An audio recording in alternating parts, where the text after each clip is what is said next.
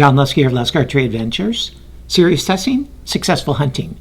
Today I've got another cool broadhead to test, and it's one that's been requested maybe more than any other in the last several months, and that is the Titanium Beast. So they used to have just an aluminum ferrule, and now they've made one with a titanium ferrule that's supposed to be all the stronger. So really eager to put this head to the test and see how it does. But I'm going to be using for this test my regimen for 2025, and for a detailed description of that, please check out the video that I posted earlier this year called 2025 Broadhead Test Process, and it'll walk you through it all.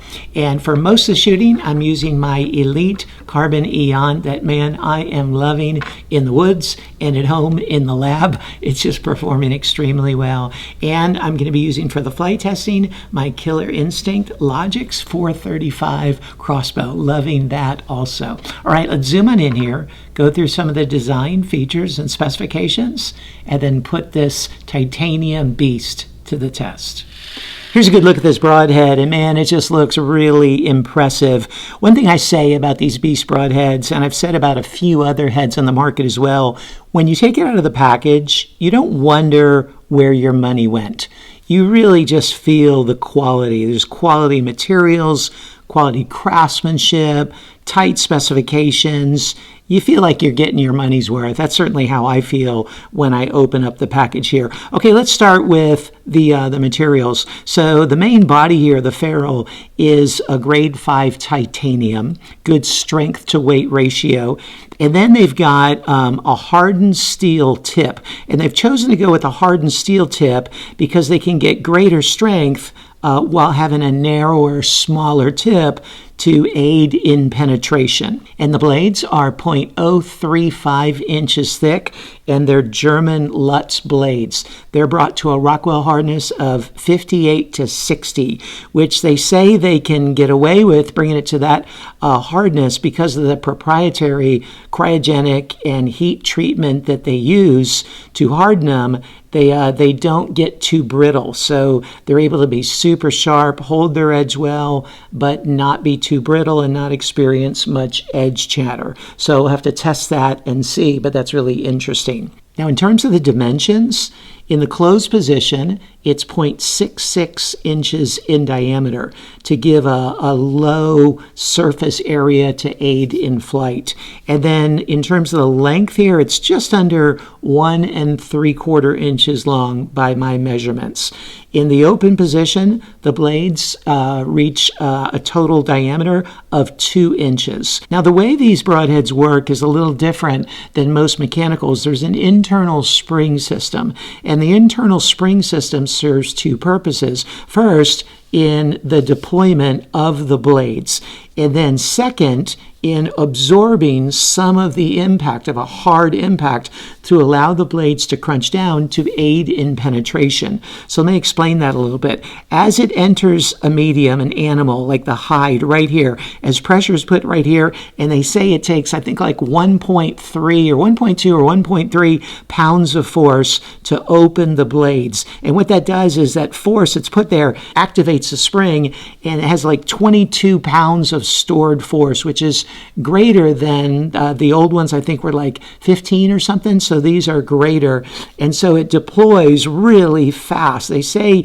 the blades deploy at 940 miles per hour. Okay, that's an incredible deployment right there. I had to look up why there's not a sonic boom and actually found a physics answer to that. But this once there's pressure put there, 1.3 pounds, the blades are activated, open super fast to help guarantee or promote a large entrance hole. And then once they're open, they reach their full cutting diameter of 2 inches. Well, then that, and you can see the spring here right there. You see that internal spring. Then the spring works in a secondary way, like I referenced earlier, that when there's pressure, like from a bone, a really hard pressure on one, or actually both of the blades, they operate independently. When there's pressure put on it, they can be pressed back. Now, it takes quite a bit of pressure to press back like that. Otherwise, they just fold as soon as they hit something. But it takes quite a bit of pressure, but that allows the blades to continue to penetrate, or the whole arrow to continue to penetrate without being stopped by that hard impact, and also allows them to not be veered off course as readily. Then what they say is after it impacts a hard medium, after it goes about 1/4 of an inch, the blades spring back. They're spring back already with that extra strong force of that spring. They reach their full cutting diameter again, and that promotes a larger exit wound because they reach their full cut. So again, the stronger spring promotes a faster opening for a larger entrance hole. Then it allows the blades to be compressed back a little bit on a hard impact to promote deeper penetration. Then it springs back to its full opening position to promote a larger exit hole. So it's pretty cool how all that works together. And then you'll also notice that they're curved back a bit. That's just to provide a more efficient cut. As it moves forward, you get more of a slicing action, and a curved blade, it cuts more efficiently in a slicing manner like that, again, promoting deeper penetration. And for resharpening, they say you really don't need to resharpen them very much because of that incredible out-of-the-box sharpness and the incredible edge retention. So we'll have to see about that. Otherwise, they could be pretty challenging to sharpen. Now, Stay Sharp Guide makes a sharpener called The Answer that works with even some of the more difficult to sharpen broadheads, and it might work well with this. I'm not sure. I haven't tried it, but you might want to look into that. But otherwise, they say you can just use a buffing wheel or a polishing wheel, and that might be all you need to really get them back to hunting sharp. I've heard of some people, actually a number of people, taking 5-6 animals with the same broadhead without any sharpening because of that edge retention and because of the way the blades compress back like that. It retains its edge more effectively. They also have a new closing mechanism, a new geometry to it that allows the blades to be easier to close. Now, you definitely don't want to grab it with your fingers and do that. I barely touched one of these broadheads while it was in my quiver. I mean, barely.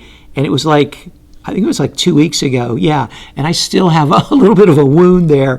I mean, they are so extremely sharp. I just started gushing blood from it, which, is part of the benefit of that real sharpness is it cuts much more effectively, and you can cut at a capillary level, they say, and that promotes better bloodletting. So as I was saying, there's a better mechanism to close them now, a better geometry to where they're easier to close. You don't use your fingers like that unless you use the little finger gloves that they give you. And these aren't just regular gloves, okay? They're a non-cut type glove.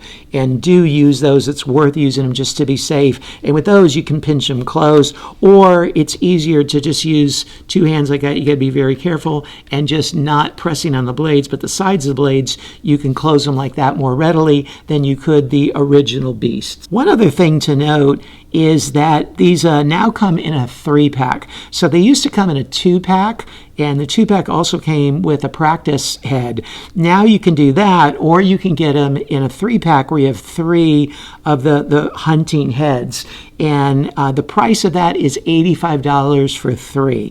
Now that's kind of spendy, but there's others that are a lot more expensive than that too, right? But you can use LUSK10, my discount code, LUSK10, and save 10%, which when you're talking about $85 for a pack, to save 10% is significant, okay? So please avail of that if you'd like. I think it's nice of them to give me that special discount code. So now with all these updates and with the new titanium ferrule, I'm really eager to put them to the test and see how they perform.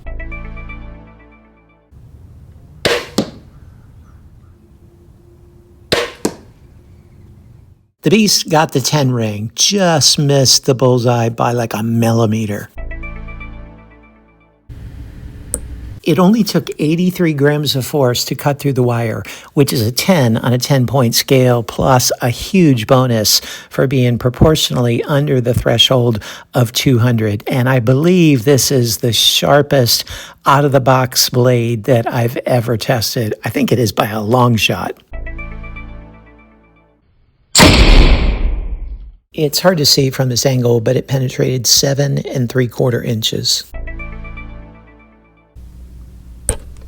It only took an additional 18 grams of force to cut through the wire, which is a 9.64 on a 10-point scale. However, it gets a bonus for both the sharpness and edge retention being under 200 grams of force. That's the threshold. And then it gets an extra bonus for it being, both of them being just about 100 or less. That's incredible.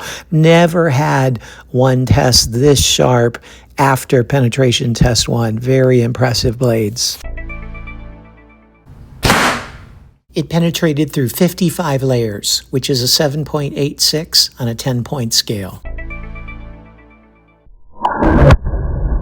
It opened right at 2 inches. The blades are in near perfect condition after the 3 shots through the MDF. The only damage is at the very top of the blades. You can see a little nick, and that's where they press back against the ferrule. It's not really damage from the shot itself, and yet it kind of is, so it just gets docked half a point for that. And here it is after the 2 shots through the steel plate. The blades held together very well, as did the ferrule. There's a little bit of edge chatter on the blades and a little bit of a blunting to the tip, but structurally and otherwise in really good shape.